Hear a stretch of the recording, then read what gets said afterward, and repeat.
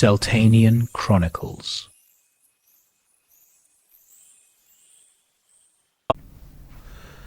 It's my pleasure to work with Celtainian Chronicles on this endeavor. A lot of you have seen my debunk videos before of WeWas Egyptians, WeWas Sumerians, WeWas Etruscans. Basically, WeWas everyone except for ourselves, the pre-Neolithic primitives of far western sub-Saharan Africa. And you always notice that they don't claim that in the places they try to claim. Like they say the Nubians, You don't ever hear Nubians try to claim this. It's West Sub-Saharans, and then they try to say we and point at people they aren't even related to. But that's for another issue. But get a good comfortable spot there on your chair or couch or wherever you are, and grab a drink. Pause it if you have to go get it, and then let's get into it. Black Celts, Zero Proof, a revisionist rant. The Celts are Africans. The Black Celts, the African substratum theory. Jesus Christ, the Afrocentrists are back in a world where history-starved grifters hijack every civilization on Earth. Egypt, Greece, the Celts. Apart from Africans in mud huts, those are conveniently ignored. From the DEI-crazed communist professors who'd claim Stonehenge's Neolithic builders were African nomads, comes a con so deranged it'll gut history like an ancient aliens marathon. WeWas civilization Afrocentric theft. Now truth gets burned alive. Yeah, but not only the map that's being shown here, and of course the dating here right around AD, and you'll go back a little earlier, but in some of my vids I've gone back to the origin of the Celts and the Picts, and what they said about them, and and genetics even on another one on it, and so on. And I do a vid that I mentioned where whenever the Roman army came there and tried to mess with them, that they gave them a lot more respect, and it was odd to see that whenever they talk shit about so many other people. It's almost like the Greeks. If you don't speak Greek, they call you a barbarian regardless of how advanced you are. And in modern day, a barbarian is actually something totally different, and really not. And I think, things like Conan the Barbarian and stuff like that tried to give you this idea. But then again, if you look at Conan, he never wore really any armor or anything, and he was quite kick-ass. This is more like that type of thing. And in the ancient mythology and things that go along with that, of making that, which Oliver Stone, the guy who did JFK's movie and others, real famous, was well steeped in this knowledge, and he actually wrote part of Conan the Barbarian. And so the reason they took James Earl Jones is because he was a very admixed light black man that had bluish eyes, and they wanted to say, well, those people were going away, and it was like the end of that era and stuff. And of course they worship snakes and all these other things. So if you put that together and try to put together the idea that he was really a black person, because Cheddar Man has been looked at, and Cheddar Man, of course, was a Caucasian that had blue eyes, with Caucasian hair and everything. But when they tried to roll out that BS that they painted with mahogany shoe polish, even some of the people that had their names on the paper itself came forward and said, oh, no. And a lot of other people did right off the bat. I mean, he didn't get rolled out yet, and it was like, what? And of course, looking at that and what the guy said, I did a video about this where he said if you took the darkest they could be and hit the highest level of it and then pushed it with how tanned he could be above that, you still in no way could get somebody that was mahogany shoe polished. And it's been a joke. But as soon as it came out, blacks started going, oh, well, WeWas in Europe. WeWas, because they try to call WeWas about anybody that has a tan darker than a sheet of paper. And it's disgusting. And of course we see it, and it's a joke, and it's so self-exposing how envious they are of the whole world being a recent pre-Neolithic people that didn't even know the world existed, much less Egypt or anything else. But also there are tales of these Celts that were fighting and stuff, and of course they used to get hopped up on drugs and go into a berserker mode and go, I guess what you would call is apeshit. and kill people, cut their heads off. It was crazy. There was all kinds of things said about it. I showed my other video there. One tale that I said I would say one day, and I never did, was the fact that the leader of the army was watching the fight go on, just like they do and stuff, and give orders and everything else. He was watching, and he saw a guy that came out there, and he had killed 4 people. After the point, the guy saw him take a mortal wound. And he was like, they should be fucking dead. All of our guys fall down when that happens, but it just pissed him off. And he killed 4 more people and went down to a knee. And whenever the guy came up to try to kill him and stuff, he killed the other guy. So that makes 5 after a mortal wound. And then somebody came and actually stabbed him with a spear, staying away from him as far as they could. And they stabbed him through with a spear. But the story is that that didn't even totally kill him either, because he pulled himself onto the spear towards that guy and killed him, making 6. And then when he saw the group running at him and he knew he was gone, he went ahead and offed himself. And there are Greek statues showing this exact thing, this sacrifice and stuff that they did to themselves. And so this guy was feeling no pain, let's just say it that way. But I'm going far too far with it. I've got 5 minutes worth of crap here. Let's go on to it, because we're just now getting into it. And this is still part 1 of the 3 effect. So let's continue. Anyway, the Celts erupted from the iron-clad peaks and salt-hustling valleys of Central Europe, the Hallstatt and Laterne hotbeds of Austria, Switzerland, and southern Germany.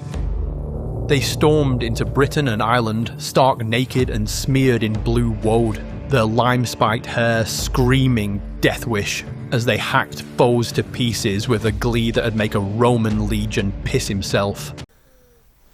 I did a video a couple of years ago showing that the Gauls, these same people we're talking about, were actually mercenaries in Egypt.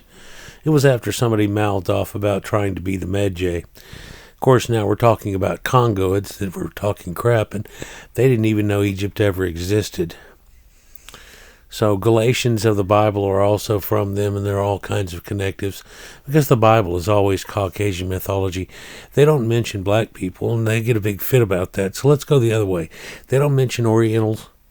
They don't mention Amerindians, the Eskimos, any islanders, anybody except for Caucasians.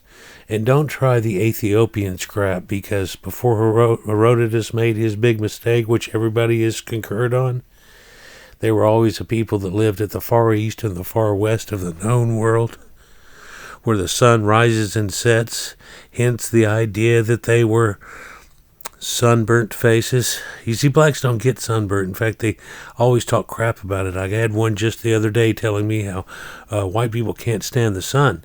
But what's crazy about that is that, well, how did the Romans and Greeks and Persians and all the archaeologists have so much fun in there, and then they usually shut the hell up? Let's continue. By the first millennium BC, Britain's tribes were hosting rowdy shindigs with vagabonds from the Rhine and France, a historian's dainty way of saying they'd wine and dine any scruffy wanderer before trading swords or sweet nothings. When Rome crashed the party, the Greeks called them Keltoi, the Romans Galli, and Caesar, that pompous git, slapped on whatever name made his battles sound like a triumph. Same lot, brash, fearless, and too damn wild for trousers, hospitality or not. And yet, somehow this saga's been hijacked by revisionist nutters peddling a Celtic fantasy with all the historical truth of a sloshed bard's yarn at a Samhain feast. In the Black Celts, the African substratum theory, Ibrahim Ali blusters that new research techniques have confirmed Bob Quinn's Atlantean theory. These islands were cosmopolitan, composed of people who had more in common with the people of Northwest Africa and the southern Mediterranean. Yet Ali never names these new techniques, just regurgitating Quinn's 1980s guff about music, art, and boats sounding vaguely North African. No peer-reviewed study, DNA or linguistics backs this tripe pure fantasy, served with a side of delusion. From there, the drivel snowballs. Ali bleats that the Gaels and Cymri spoke an African language that most likely belonged to the Hamito-Semitic family, and that the Celts are Africans. In this bonkers delusion, most Irish, Welsh and Scots are under the illusion that they are Celts, a fake identity invented by 18th and 19th century academics. The book even claims Iron Age Britons show a close affinity with the African Guanches, Copts of Egypt, Pompeians and the Etruscans. Obviously not Celts. Older pseudo-historians stoke the same rot. J.A. Rogers once scrawled that there were Negroes in Britain before Julius Caesar, that the Siluras of Wales were of Phoenician or Egyptian descent, and that the word Moor always means Negro. Modern Afrocentrists parrot this tosh online, as if Celtic chariot riders swapped war tips with Saharan camel jockeys. But when we ditch the self-published drivel for cold, hard science, the Afrocentric mirage implodes. Genetic data from ancient British and Irish skeletons show around 2500 BC, the Beaker people arrived from continental Europe, carrying a mix of steppe and Neolithic ancestry. They replaced over 90% of the local population, Europeans replacing earlier farmers whose distant DNA traced back to Anatolia, not Africa. Later migrations from the lower Rhine shaped what would become the genetic base of the Celtic world. Later Rhine migrations created the Celtic gene pool. A 2022 study smashes the nail in the coffin. We identify a large-scale migration into Britain during the Middle to Late Bronze Age with the source in the Lower Rhine. No sub-Saharan DNA in Iron Age or medieval graves. Zilch. Archaeology confirms this.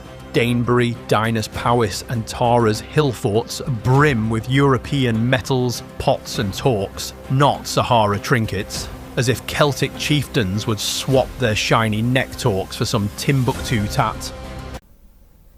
Timbuktu is from Islamic slave trade. They're the ones that built all of that. They're the ones that had a library there and everything else and all their knowledge. And, of course, all the archaeology we have from there shows that. So I know what you're doing, just basically saying, something that had TT to it. That's funny. But what they really would have been trying to trade would actually be stick or some of their own people. And even below Timbuktu, deeper into sub-Saharan Africa, from Timbuktu directly up under it, is the Merchants of Gao, which Egyptologist 7 did a video on, and I did one on it also, showing you that the people living there are definitely proven to be Caucasians ruling over sub-Saharans. But we don't want to see them cry just yet. Hold on.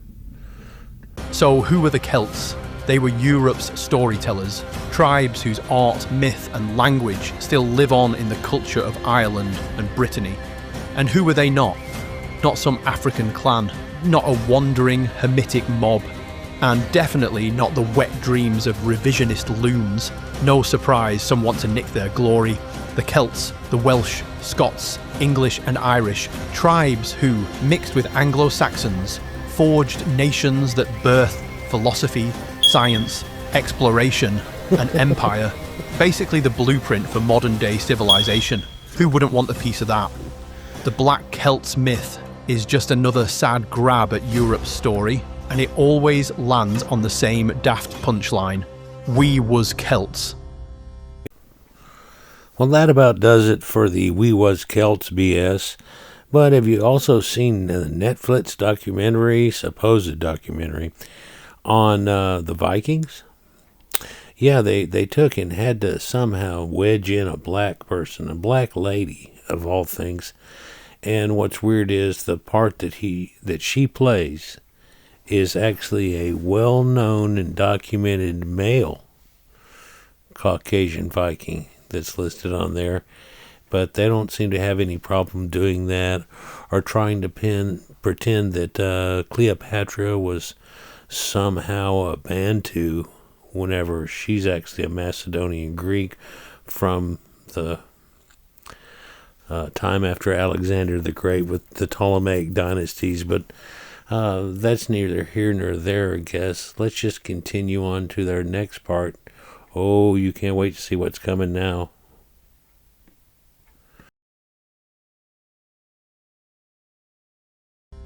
We was chosen, the Afrocentric scripture swindle. This we was idea is wonderfully straightforward. Take the Bible, cross out the original characters, scribble your own name in the margins, and voila, divine ancestry.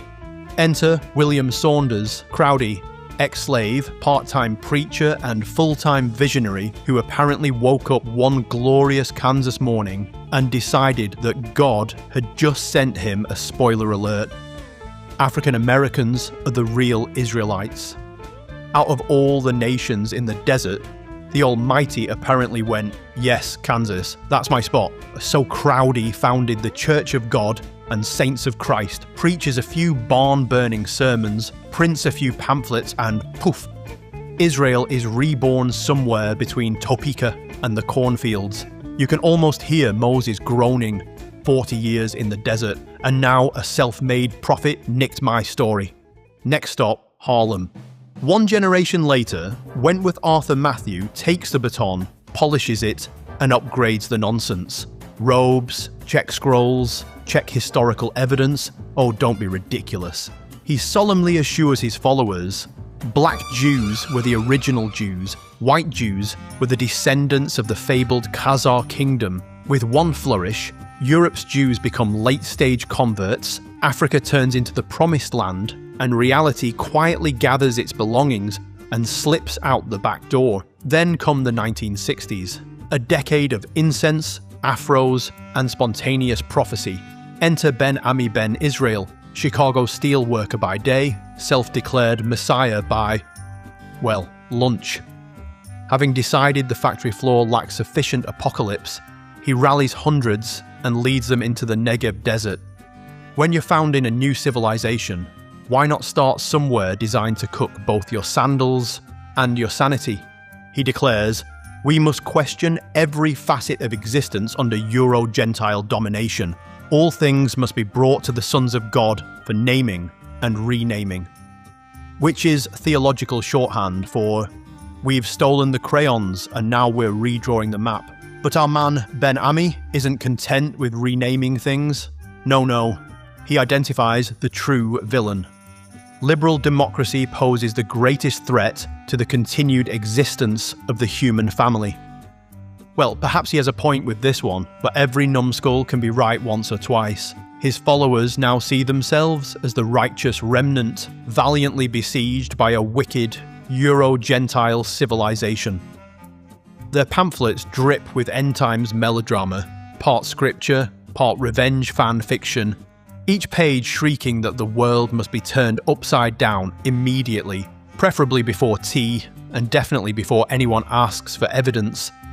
Pamphlets began fluttering about like confetti at a particularly delusional wedding. Headlines screamed, Black Hebrews, the original people of the book. Pamphlets from the Church of God and Saints of Christ, and later the Commandment Keepers in Harlem, confidently proclaimed that archaeological discoveries have proven Abraham was a black man.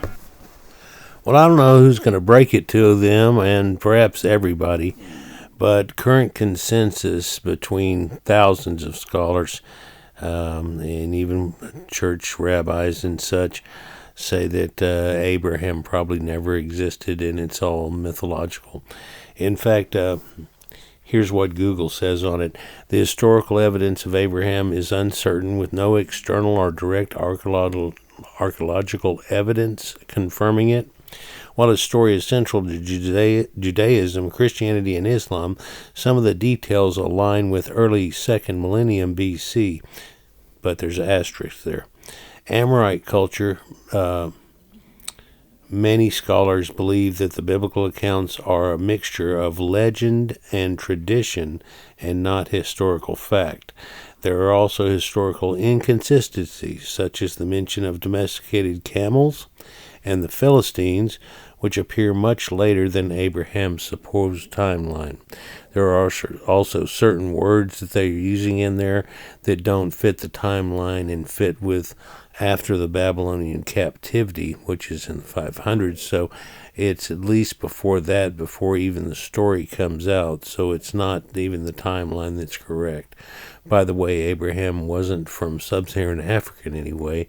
He's from the town of Ur in Sumeria. In fact, up until the point of Abraham leaving, which it says clearly that they're going to leave and worship other gods, and that's when it all starts. And of course, God contacts him and so on like that, and he becomes the first of the Hebrews, if you will. And strangely, all these biblical names mean something to who they are, and that's another way of showing you that it's really just a bunch of mythology, because Abraham means the father of many, and I'm pretty sure that you wouldn't name your baby child a name like that. But the fact that there are camels in there, and those were domesticated by Proto-Indo-Europeans way up in the Bactria region from colonies of Proto-Indo-Europeans that spread off from main colony and got those, and those were the people that were the Proto-Indo-Europeans, or Aryans as they used to be called before World War II, and the problems there ended up helping to found India, and India had camels way before. I know in your mental view, you usually see, when you say Egypt, you see camels and a pyramid, and whenever you go today, you'll see people out there giving you camel rides and so on, but camels were never attached to Egypt during this time, and really not even in the Near East. So there's a problem whenever they mention things like that. And the words that I was talking about before, it would be like if you try to set up something back in the time of David Copperfield, right? But somehow in the book, he keeps saying words like groovy and cool and radical and all kinds of things, and talk to the hand and all kinds of things like this, and people later would be able to go, they didn't write this back in the 1600s. What the hell are you talking about? Yeah, so that's a severe problem with that. So the figure of Abraham himself is really not historical, and spoiler alert, they've also done this same type of thing with Moses and the possible Exodus, and it never happened. They can't find archaeological evidence of anything in there, and the whole Moses story's messed up.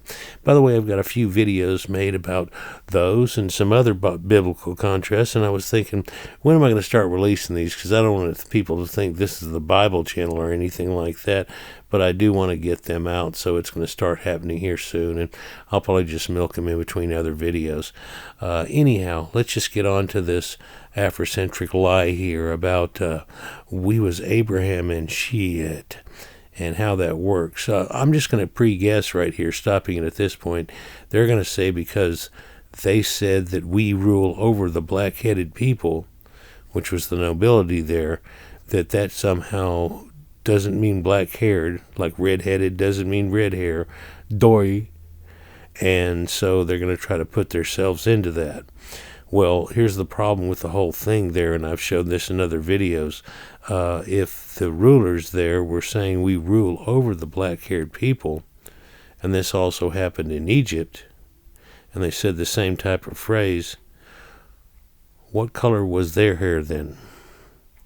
This shows you that they know of other people's colored hair, like red hair and blonde and things like that, and that's actually prominent in Egypt.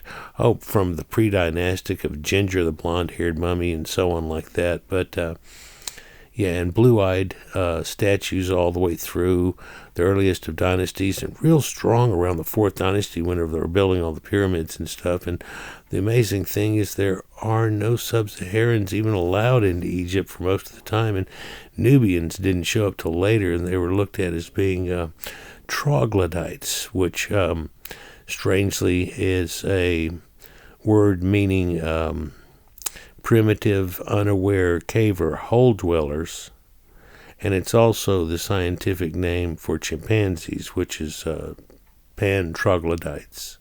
So that all goes together. Anyhow, onward with the lie here. Let's see if it's about the black-haired people. Which discoveries?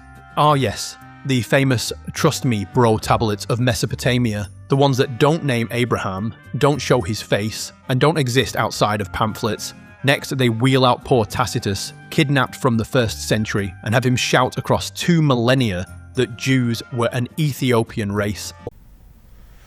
Okay, I guess this is as good a time as any to mention this again, but Ethiopians, of the Greeks that coined the word, Ethiopians, were always a Caucasian people, and before the time of Herodotus, multiple times, like in Homer and the Iliad and the Odyssey and the Trojan War and all kinds of things, there was mythology that they were at the far east and the far west of the known world where the sun rises and sets.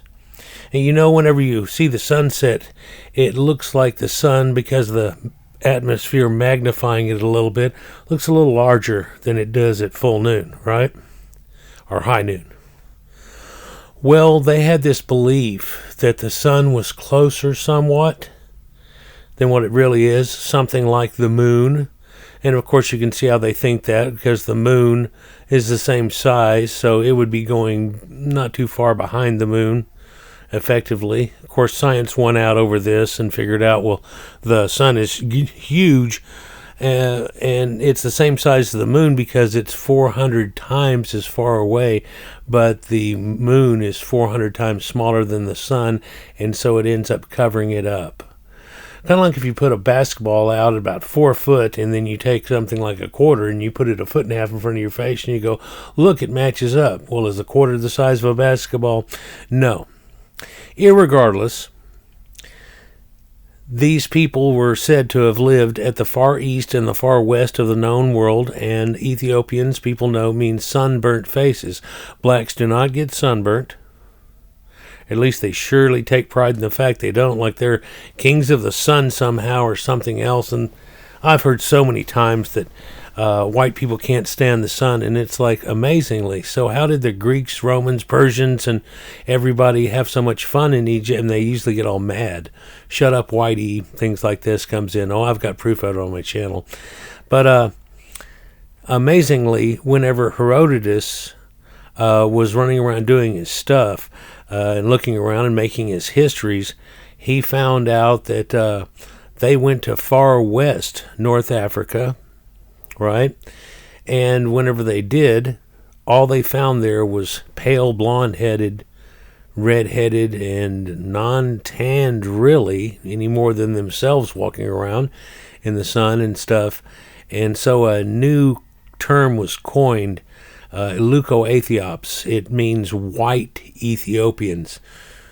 Oh, that's got a sting, doesn't it? But over and above that, so then he's wondering, well, where were these Ethiopians that were supposedly had sunburnt faces?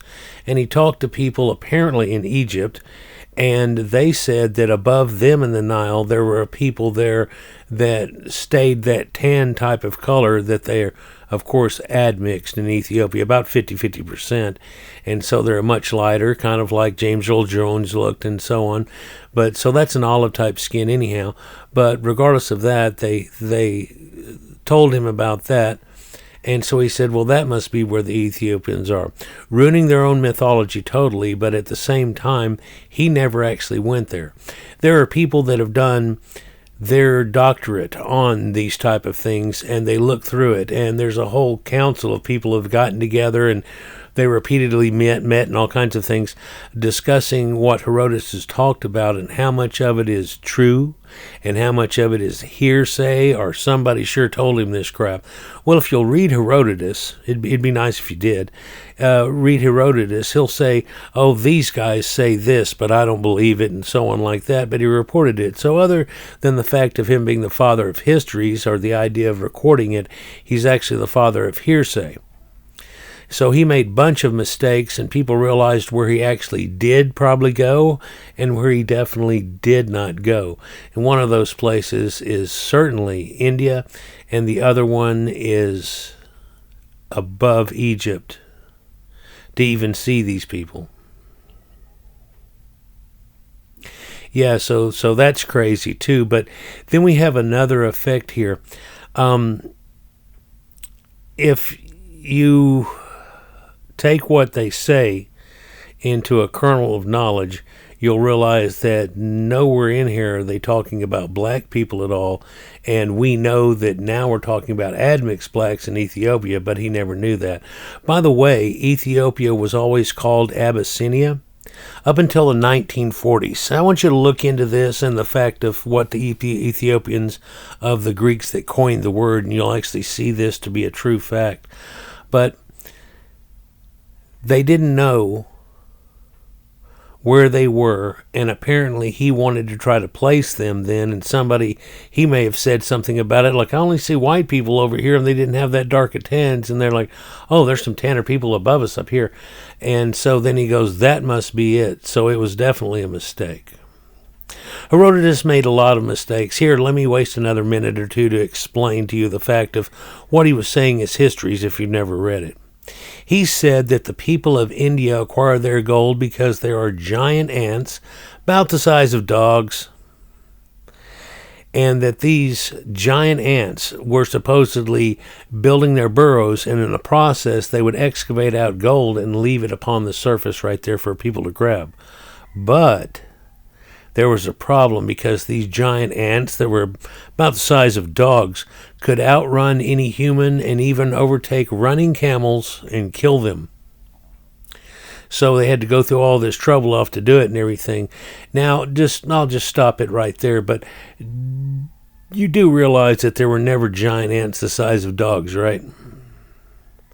Hopefully you do.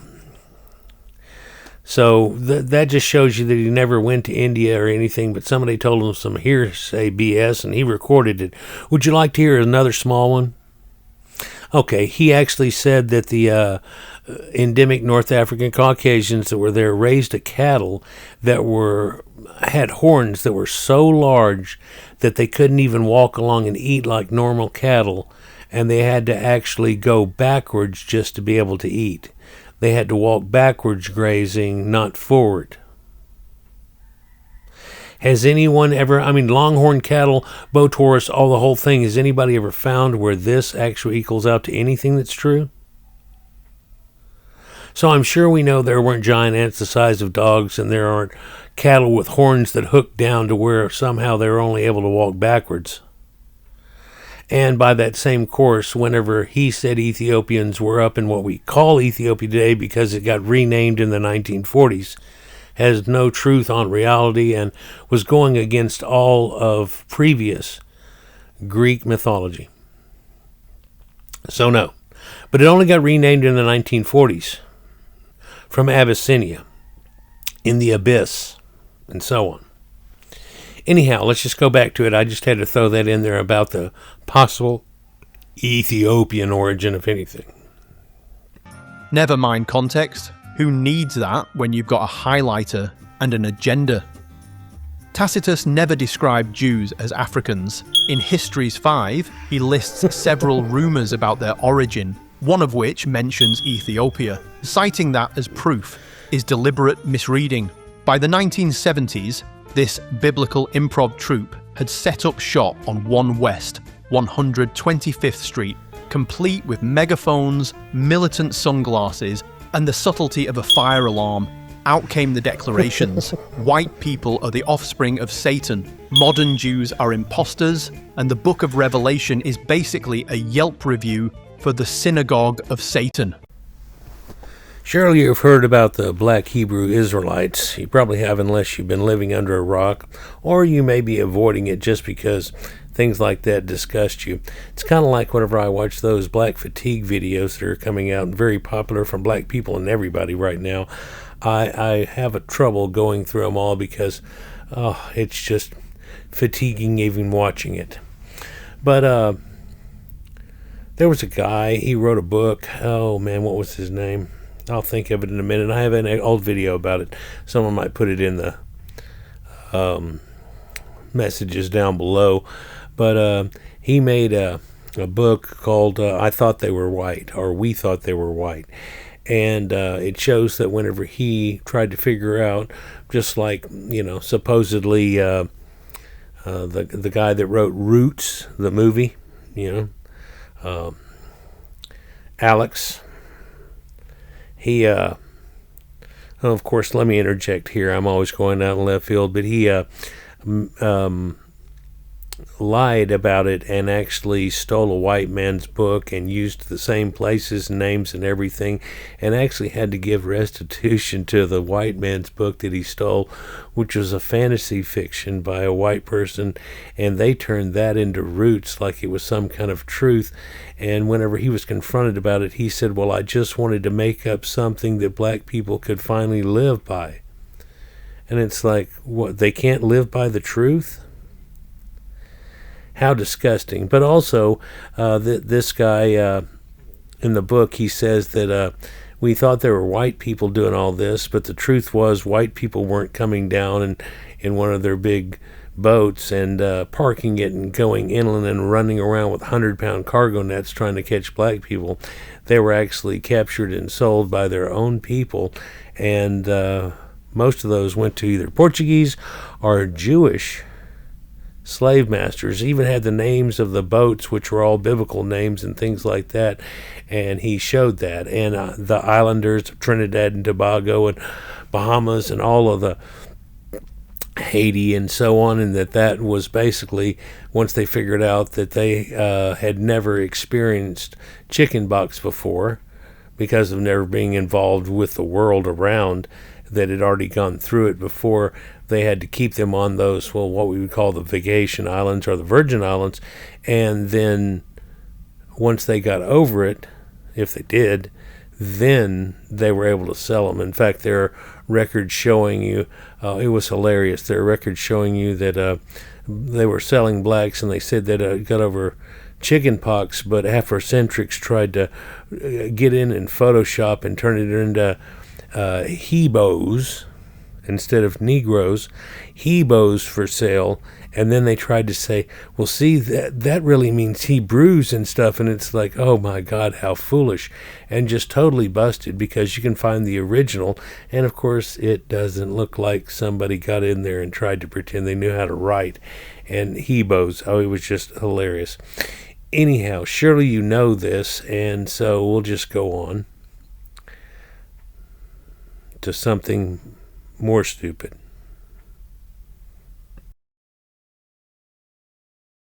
They quote, they shout, they point at pedestrians. It's evangelism meets paramilitary cosplay. So the message is simple. Redemption isn't forgiveness, it's payback. Payback for what you may ask. Or giving them technology and civilization, I suppose. In their promised land, slavery makes a comeback, only with a new slave list. Every verse they quote sounds like they're filing a complaint with God. Dorman's chosen people shows something far less divine, an identity built from fragments of borrowed glory, until the mirror finally smiled back and said, "We were Hebrews."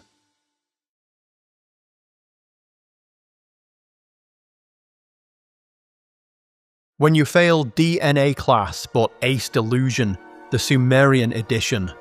The civilization of Sumer was not Asian at all, it was African. The black man carried the torch of culture from the Nile to the Euphrates.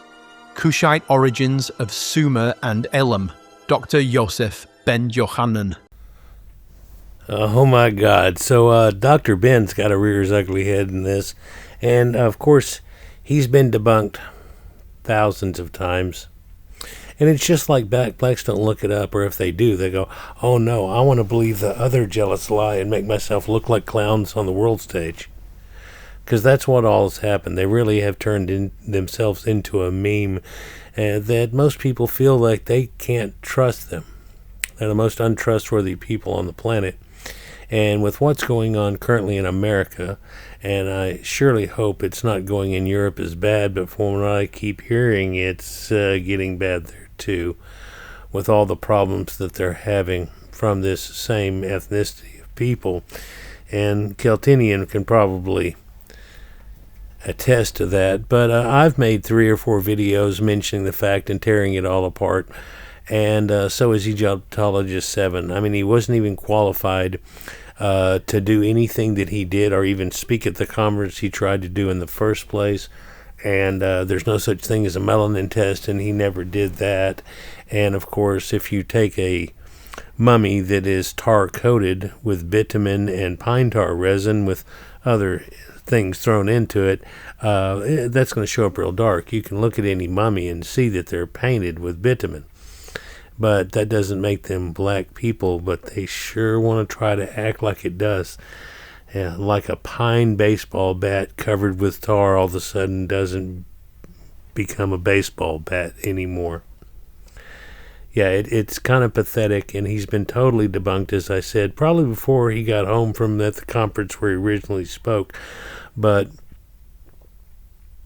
that's for another story or another vid, and I've done a lot of them, and I don't know, Celtainian may have done one separate onto that. But Dr. Ben is the most worthless attempt at trying to use somebody who would possibly have any knowledge on the subject that was worth listening to. Let's continue. We're told the Nile handed the torch to the Euphrates, a poetic image if you ignore the part where they're 2,000 kilometers apart and separated by deserts that kill caravans faster than modern Afrocentrism kills logic. Meanwhile, the real Sumerians, whoever they were busy building the blueprint for civilization. They mapped the stars, divided time into hours, they brewed beer, tracked the planets, and turned wet clay into the first libraries on Earth. Samuel Noah Kramer, an actual expert, not a YouTube oracle with a ring light, said Sumerian civilization came from earlier Mesopotamian peoples. But try explaining that to the modern mythographers. They open a textbook the way drunks open a fridge, searching for something that isn't there, but convinced they'll find it anyway.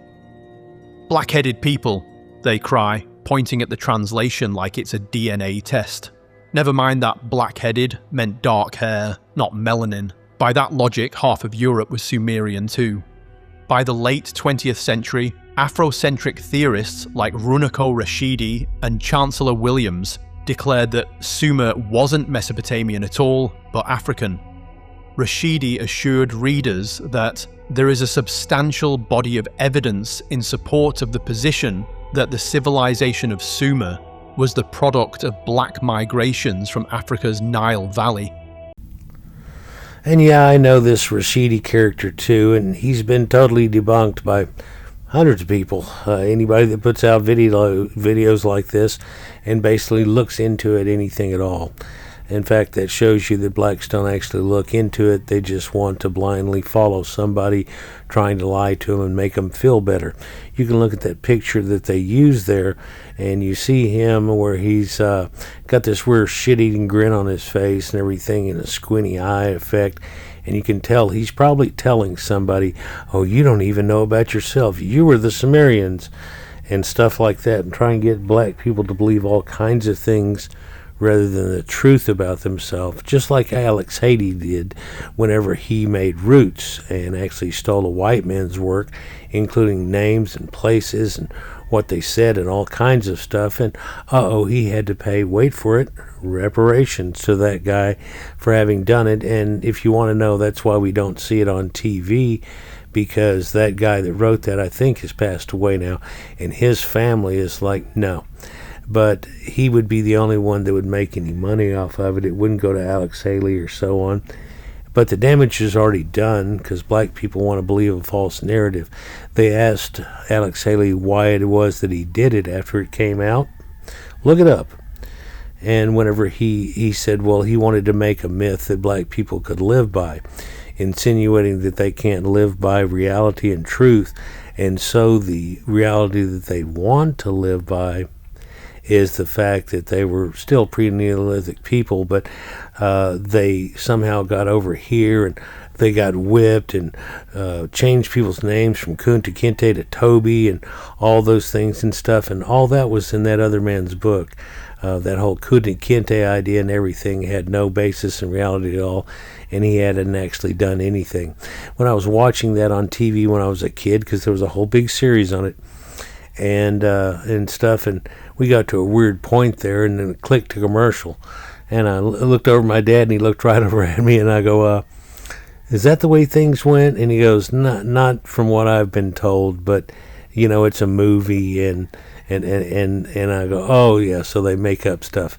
And all of a sudden I was like, yeah, but they're not making up the right stuff of the way that it went, right? And so this is fiction.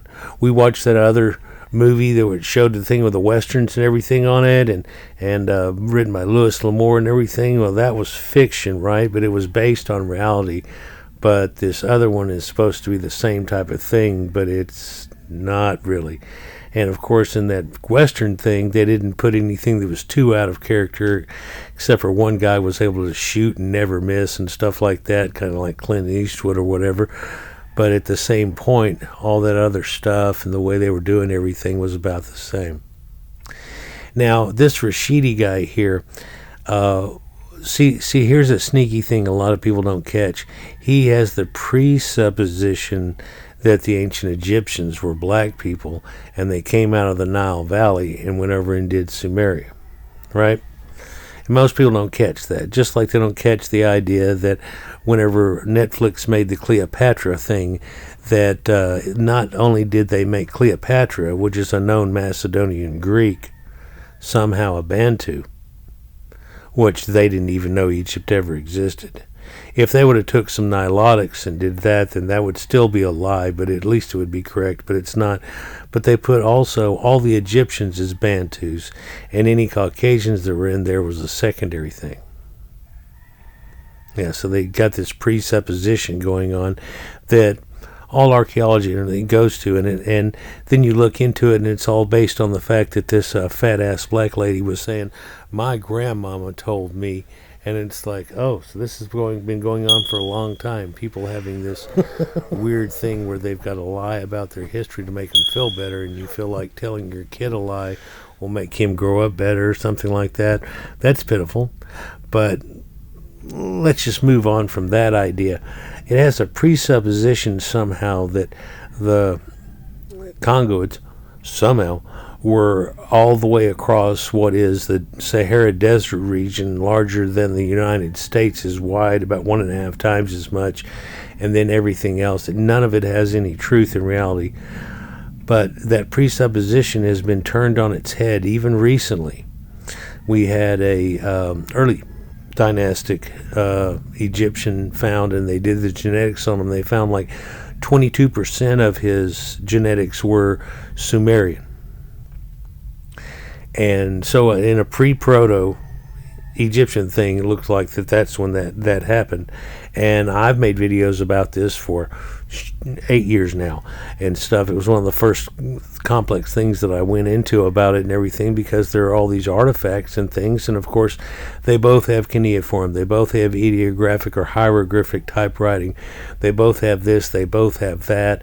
It you know, a winged sun disk. It gets to be a long stretch. And when I first did it, there was just a mention.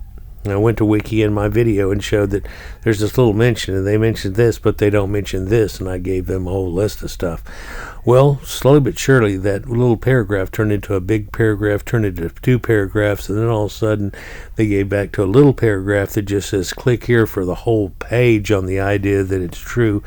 And I know that latest finding is going to end up being put on that page, probably showing you that there's more Sumerian connections than people ever gave credit for in the past, but it's something that you could easily see.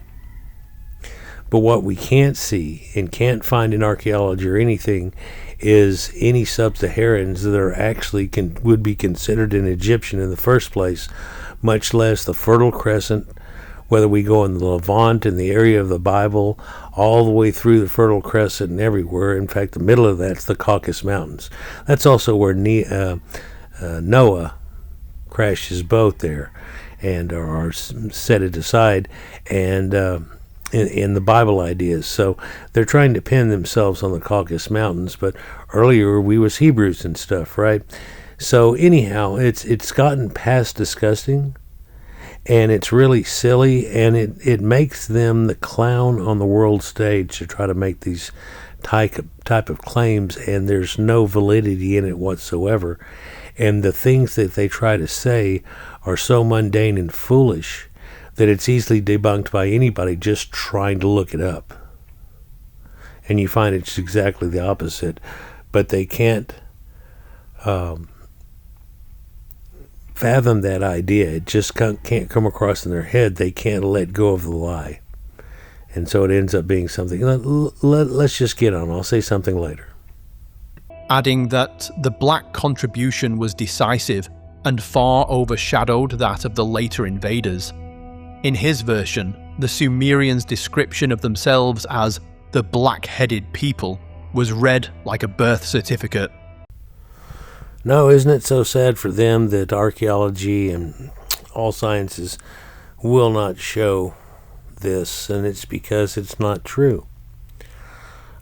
People have gone to a major degree digging up archaeology and doing all these things, and the one thing that's not existent anywhere outside of Africa are these people that they're trying to claim were the first of some place, and they were there. And it depends on who you talk to, whereas when they're going to give it up and try to pretend all of a sudden they became white people. And of course, anytime they try to give you that, you can go, well, here's an artifact showing you that you're not telling the truth. And it just continues to go on. And the reason they wanted to get Sumer is because it came out as a well-known fact that Sumer started civilization. Civilization begins in Sumer or whatever, and it predates Egypt. So they wanted to grab Egypt, but now they try to presuppose that it's Egypt, and then they want to go out of that. And Congoids never even knew Egypt existed. So all of this is for naught. It's a moot point. It makes them look like clowns on the world stage, and it's by their own hands. And you don't think people can see through it, but it's like, oh, isn't that sad? How they wish they were Caucasians. And it's getting worse. I made a video, just a few videos back on my channel here, that my regulars have surely seen it, that there was a black guy that jumped in and he said, I just don't know, white boy. Blah, blah, blah, blah, blah. We was this, we was that. The ancient Nubians used to rule Elamites, da-da-da, and everything. Well, that's because they found out the Elamites came in and took over Sumer after it went down. And then, of course, the Akkadians came in and everything else. So they hear something like this, and then they go, well, it must have been us, rather than the advanced people that it actually predates coming out of Caucasians and known civilized world. And they really want to put themselves in that position. But there are a lot of people who still look at places in the non-colonized areas, especially of the Congo, and realize they don't even have civilization at this point. You know, people make the jokes of, oh, how did that even happen, and so on. Another one I saw just the other day was a girl named Lily. You probably know her. She was on the news with that guy, what's his name? For a while I couldn't stand him, but he seems to be making headway now on his own thoughts or speech and everything. But she went on there and she debunked the whole idea and everything, and he thought he was going to get her and make her look bad, but it backfired on him. And then, whoopsie. But in reality here, guys, all archaeologists have always shown us, and it still goes on to this day and keeps enveloping with the idea that all these ancient Egyptians were Caucasians and all of North Africa was. In fact, if you look up Caucasian race, it says that through the Horn of Africa and everything else of where Caucasians were at one time, that they know for a fact. And blacks get real angry about that. And you're like, who, the Congoids that never left the Congo? That just seems odd. But let's just get back into it. They must have been one of the many Nilotic Kushite colonies established in early Asia. Apparently, whole nations were being franchised out of the Nile. Shame the archaeology refuses to cooperate. Archaeologist George Roux, in ancient Iraq, obliterated the theory with one line. There is no such thing as a Sumerian race, neither in the scientific nor in the ordinary sense of the term. Sumerian, he explained, means a language, not a bloodline. The appellation Sumerians should be taken as meaning Sumerian-speaking people and nothing else. All efforts to define and to assess the relations between Sumerians and Semites in other fields than philology are doomed to failure. Translation: stop being a dumbass.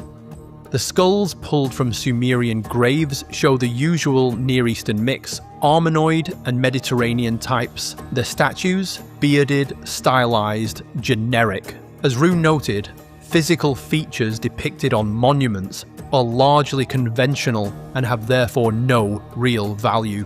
Only a massive tool would think it's a portrait gallery. Really, it's symbolism carved in limestone.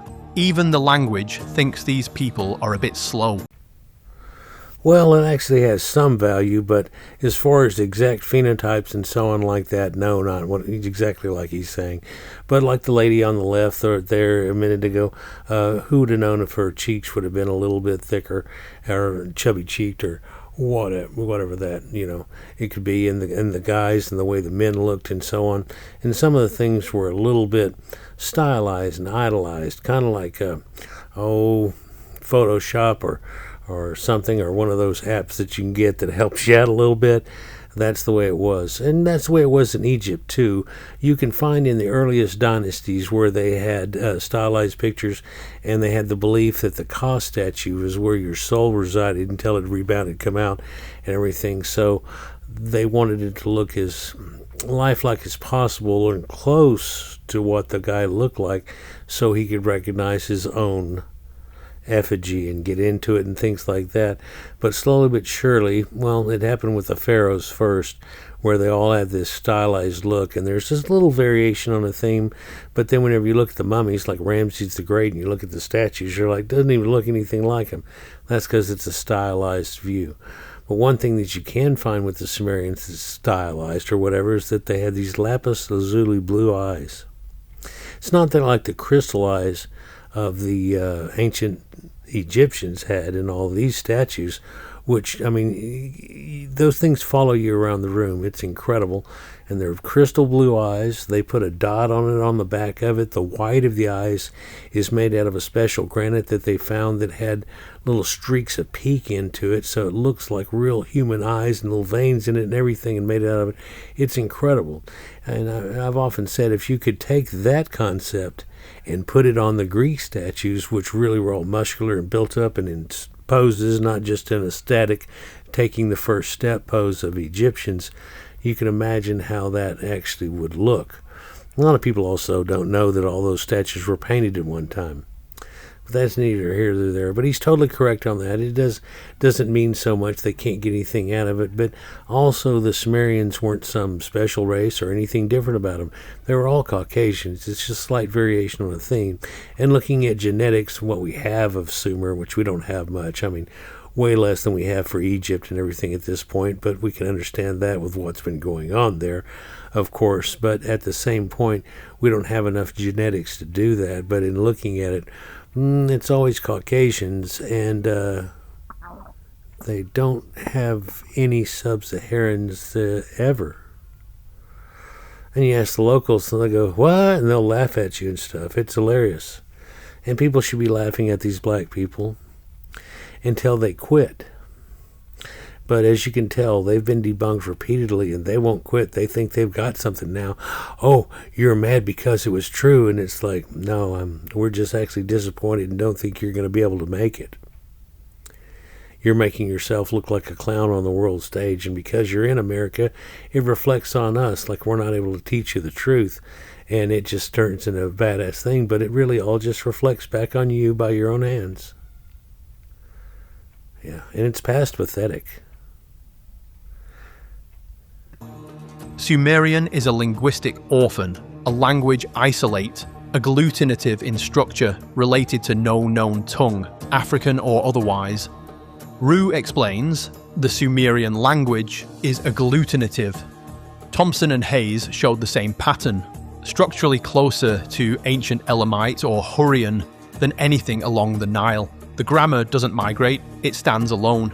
And then there's the DNA, the Great Equalizer. Studies by Lazaridis et al. 2022 and Scortaniotti et al. 2020 found that ancient West Asians formed a Neolithic continuum of ancestry mirroring the geography of West Asia, mixing Anatolian, Caucasus and Levantine lineages, but not African ones. The earliest farmers in northern Iraq show the same pattern, as Haber et al. 2017 confirmed. Present-day Lebanese derive most of their ancestry from a Canaanite-related population, proving continuity, not invasion. The evidence couldn't be easier to see for someone with an IQ over 60. Sumer rose from West Asian soil. The builders of Ur were Mesopotamian farmers, not Nile colonists. Their art, their words, their bones, and now their genomes all say the same thing. They were homegrown. And yet here we are, 3 goddamn thousand years later, still listening to plebs chanting the same delusion. We was Sumerians.